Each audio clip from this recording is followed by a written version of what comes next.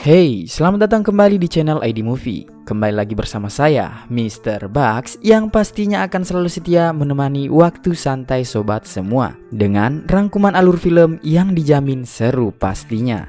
Pada film kali ini sob, kita akan membahas kisah seorang ahli pedang samurai yang tunanetra alias buta, namun memiliki kemampuan insting yang sangat luar biasa membagongkan. Ya, seperti pendekar pada umumnya, setelah masa peperangan berakhir, ia memilih untuk mengubur masa lalunya dan pergi berkelana. Tanpa terlalu menjelaskan panjang lebar di awal, langsung saja kita ke alur filmnya.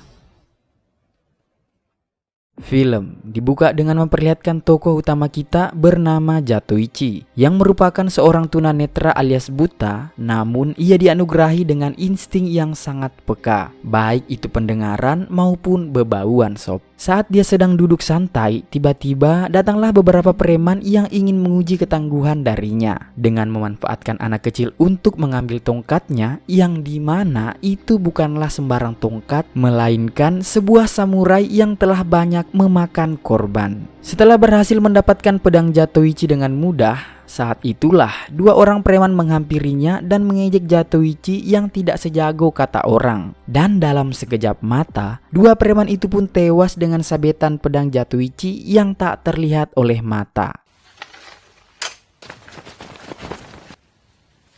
Scene kemudian beralih ke sebuah kota, memperlihatkan seorang ibu-ibu penjual sayur, kita sebut saja Dahlia, bersama dengan para pedagang lain. Mereka sedang dipalak oleh para preman dari geng Ginzo, yaitu sebuah geng besar yang saat itu memang menguasai wilayah tersebut, sehingga para antek-anteknya merasa dirinya paling hebat dan berbuat semena-mena kepada rakyat kecil. Kurang ajar ya, jangan ditiru ini sob. Zatoichi sendiri merupakan mantan samurai yang telah banyak membunuh orang ketika perang beberapa tahun yang lalu. Sehingga ketika perang berakhir, dirinya memutuskan untuk berkelana dan mengaku sebagai seorang tukang pijat keliling. Saat itulah dia bertemu dengan si Dahlia yang kebetulan sedang kesulitan dan membutuhkan bantuan untuk membawa sayurnya. Setelah menolong si Dahlia, Zatoichi pun akhirnya ditawari untuk tinggal sementara di rumahnya.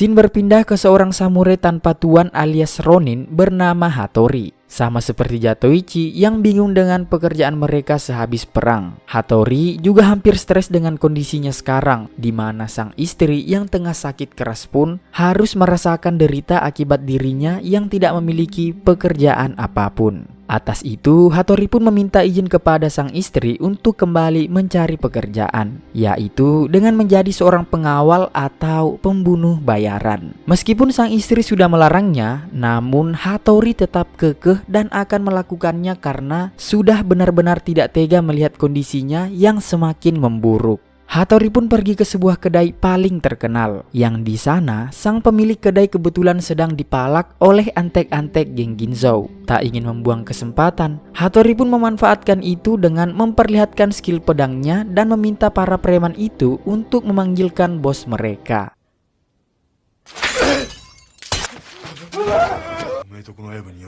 Tak lama, bos mereka yang bernama Inosuke pun datang untuk melihat orang yang telah membuat anak buahnya ketakutan. Dan perlu diketahui sob bahwa Inosuke ini bukanlah bos besar geng Ginzo, melainkan hanya tangan kanannya saja, karena bos besarnya sendiri tak pernah menampakkan dirinya dengan alasan tertentu. Hattori pun mengatakan bahwa dirinya sedang membutuhkan pekerjaan dan menawarkan jasa pengawalannya. Untuk meyakinkan Inosuke, ia lalu kembali menunjukkan skill pedangnya dan berhasil membuat Inosuke terpukau.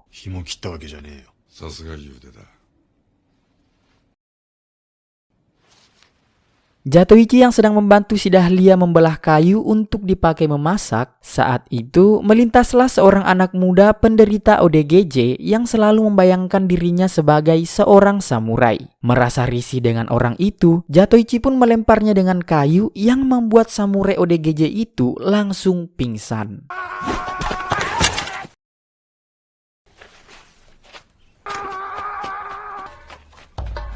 Malam harinya, Zatoichi yang juga ternyata senang bertaruh pergi ke sebuah tempat judi milik geng Ginzou. Di sana ia bertemu dengan seorang penjudi yang sangat sering kalah bernama Shinkichi. Saat itulah Shinkichi terkesan pada insting atau prediksi Zatoichi yang selalu menebak dadu dengan benar. Karena memanfaatkan pendengarannya yang sangat peka, dia mampu memprediksi dadu yang akan keluar dan membuat dirinya berhasil menang banyak malam itu.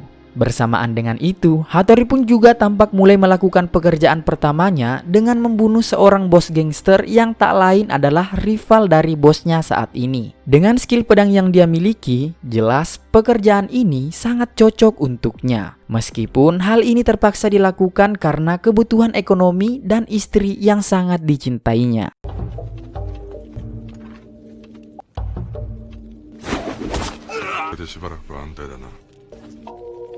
Dan untuk pertama kalinya, Zatoichi dan Hattori pun tanpa sengaja bertemu di kedai paling terkenal di kota itu. Si kakek tua yang merupakan pelayan dari pemilik kedai ini pun tak sengaja menjatuhkan tongkat dan membuka pedang milik Zatoichi. Hattori yang melihat itu membuat insting membunuhnya bergejolak dan hampir saja terjadi pertarungan antara samurai handal di sana. Esok malamnya, Zatoichi kembali ke tempat judi yang sama di mana di situ sudah ada Shinkichi yang berinisiatif untuk ikut dengan apa yang ditaruhkan Zatoichi. Dan tentu saja hasilnya mereka berhasil menang banyak malam itu. Dengan kemenangan hasil maksiat, tentu saja uang tersebut juga dipakai untuk kemaksiatan pula, yakni sebuah rumah bordil yang siap menghibur mereka berdua. Di mana di situ ada dua wanita bersaudara, kita sebut saja Ike dan Miri alias Mimi Peri, yang berniat untuk menemani mereka malam ini. Alih-alih ingin menghibur, namun ternyata Ike dan Miri ini hanya bertujuan untuk merampok semua uang mereka. Dan satu fakta terkuak di sini sob, bahwa ternyata adik Ike ini merupakan seorang pria yang berdandan layaknya wanita. Dan itu sudah diketahui sejak awal oleh si Zatoichi ini. Karena sudah terlanjur ketahuan, Ike pun akhirnya jujur dan menceritakan tentang masa lalunya, di mana dia dan sang adik sebenarnya adalah anak dari orang kaya di kota ini, sebelum komplotan geng Ginzou yang dipimpin oleh Inosuke membantai keluarganya. Beruntung pada saat kejadian itu, mereka berdua kebetulan sedang bermain di kolom lantai rumah. Dan itulah mengapa mereka melakukan pekerjaan merampok pria hidung belang saat ini, agar dapat menemukan si Inosuke dan berambisi untuk membalaskan dendam atas kematian kedua orang tuanya.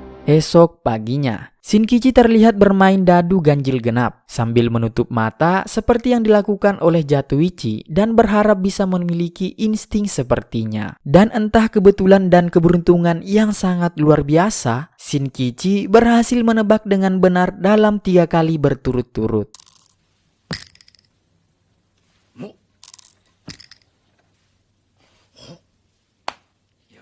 Untuk itu, dengan pedenya, dia pun pergi ke tempat judi sendirian dan mempraktekkan apa yang sudah dikuasainya barusan. Dan hasilnya, tentu saja semua uangnya habis dalam sekejap.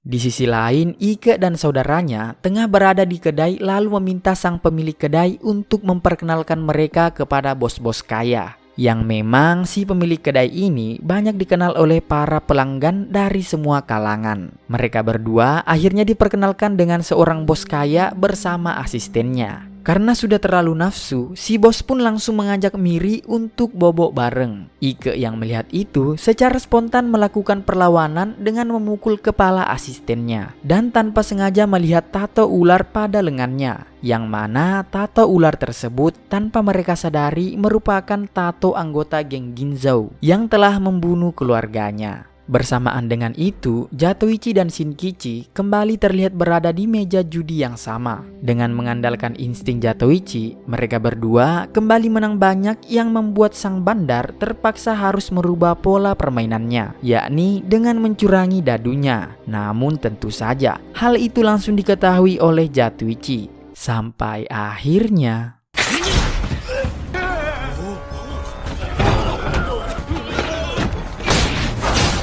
Jatoi pun langsung membantai mereka semua setelah menyadari bahwa tempat judi ini ternyata juga merupakan salah satu ladang bisnis milik geng Ginzo. Dan alasan Zatoichi melakukan hal itu adalah sebagai bentuk simpatinya terhadap Ike dan Miri dengan membantu membalaskan dendam mereka berdua. Mendengar tempat bisnisnya diobrak-abrik, geng Ginzo pun langsung memerintahkan Hattori untuk membantu menyelidiki dan menyelesaikan perkara tersebut. Dan betapa terkejutnya dia saat melihat kondisi para korban, yang instingnya mengatakan bahwa pelakunya bukanlah orang sembarangan. Hingga dia pun teringat dengan Zatoichi saat bertemu di kedai tempo hari. Merasa di kota sudah tak aman, mereka yang sekarang sudah berteman pun memutuskan untuk kabur dari kota tersebut. Di mana Shinkichi akhirnya mengajak mereka semua untuk ikut ke rumah tantenya yang secara kebetulan ternyata adalah si Dahlia penjual sayur.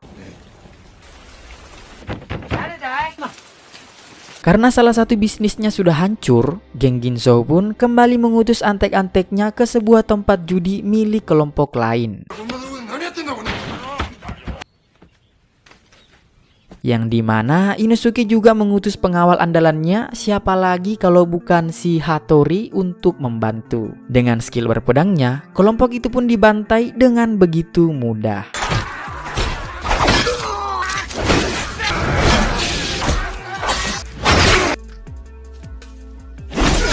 Dengan itu, tempat judinya pun berhasil dikuasai. Shinkichi yang kebetulan melihat pertarungan itu langsung melaporkannya kepada Zatoichi dengan mengatakan bahwa geng Ginzo sekarang sudah punya seorang ahli pedang yang sangat-sangat jago, di mana ia mampu membantai beberapa orang hanya sendirian saja dan begitu mudah. Sehingga Shinkichi yang merupakan tipikal orang yang mudah terinspirasi pun kembali terpengaruh dengan berlatih pedang sendirian, yang kemudian tak sengaja dilihat oleh 3 pemuda yang menertawai cara berpedangnya. Merasa tak terima dengan itu, Shinkichi malah sok-sokan mengajari pemuda-pemuda itu cara bertarung. Dan yang terjadi,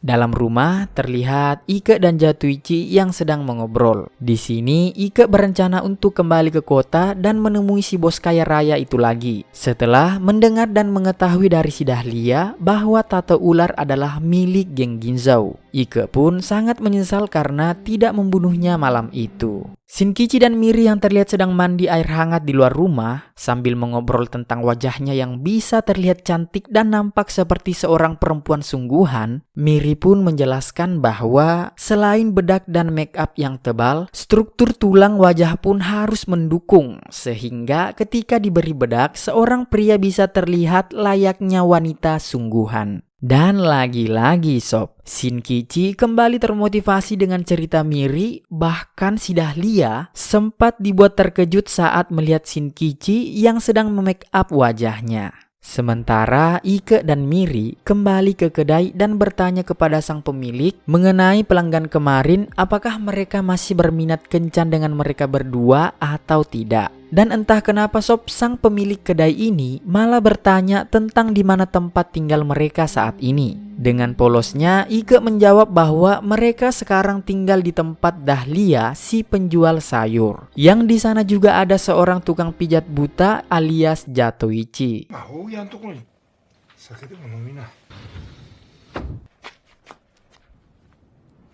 Mereka pun kembali dipertemukan dengan si asisten bos yang kemarin. Namun sekarang di sana ia ditemani oleh Inosuke yang nampak seperti sudah menunggu kedatangan mereka berdua. Tanpa basa-basi, Ike dan adiknya pun langsung mengeluarkan pedang tersembunyinya untuk menyerang Inosuke dan asistennya. Namun alangkah terkejutnya mereka berdua karena bersamaan dengan itu muncullah para antek-antek geng Ginzo. Alhasil rencana mereka harus gagal dan sekarang justru merekalah yang terpojokkan. Bersamaan dengan itu, geng Ginzo pun mendatangi rumah si Dahlia untuk menanyakan di mana keberadaan Zatoichi. Di sini terungkap bahwa orang yang telah membocorkan lokasi keberadaan Zatoichi pada geng Ginzo sepertinya si pemilik kedai. Sehingga bisa dipastikan sob bahwa si pemilik kedai itu bukanlah orang yang baik.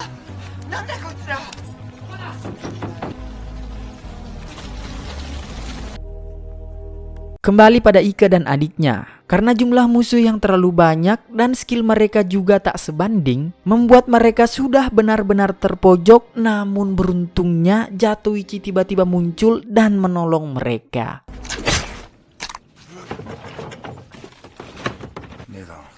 Dengan skill pedangnya yang tidak kalah dengan Kenshin, ia langsung membabi buta membantai mereka semua.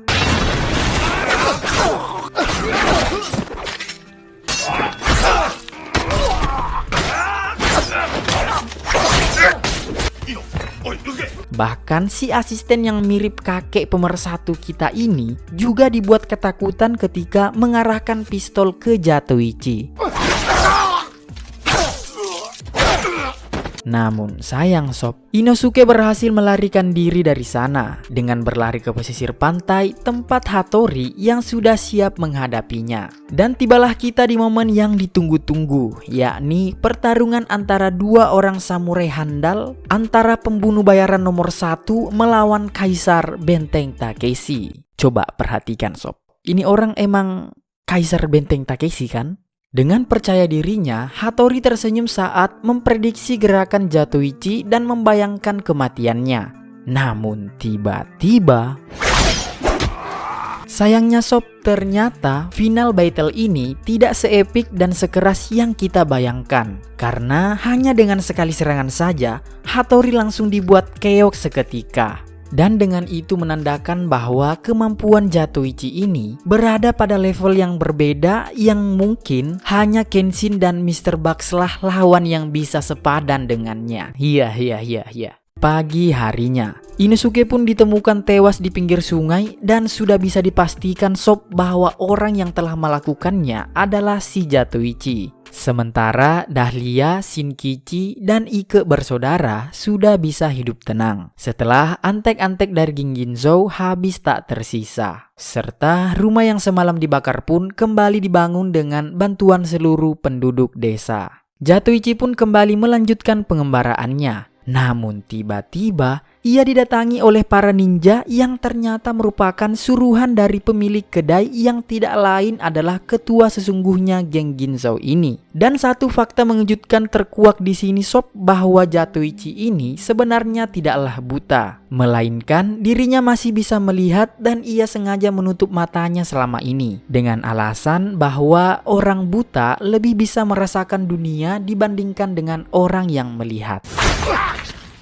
Tak hanya itu kejutannya sob, setelah Zatoichi membunuh pemilik kedai, dia pun menemui kakek pelayan kedai yang lagi-lagi akan membuat Anda tercengang ketika mengetahui bahwa dialah bos besar sesungguhnya kelompok geng Ginzo ini sob. Dia selama ini menyamar sebagai pelayan si pemilik kedai yang sebenarnya adalah anak buah kesayangannya. Penyamaran ini dilakukan sebagai sebuah kamuflase untuk mengelabui para musuh dan melindungi diri dari orang-orang yang ingin membunuhnya. Namun ya memang pada akhirnya Zatoichi yang memiliki insting kuat dan penciuman super peka pun bisa mengetahui sejak awal bahwa dialah bos besar geng Ginzo dan hanya menunggu waktu yang tepat untuk mengungkap semua.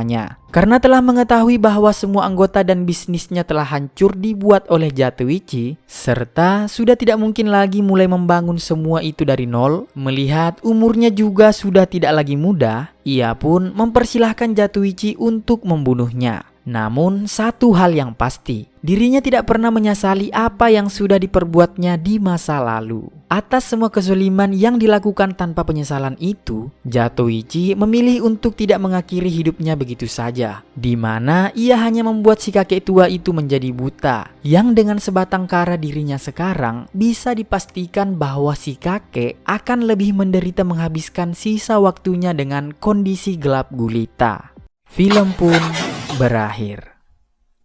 Ya, itulah tadi alur cerita dari film Zatoichi. Dari film ini, kita dapat menyimpulkannya ke dalam sebuah bahasa Latin yang masyhur, berbunyi Fortis Fortuna Adiuvat, yang dimana artinya keberuntungan selalu berpihak pada mereka yang berani. Maka beranilah dalam melakukan segala hal selagi itu benar ya sob. Saya Mr. Bugs pamit undur diri, sampai ketemu di alur cerita film selanjutnya. Arigatou gozaimasu.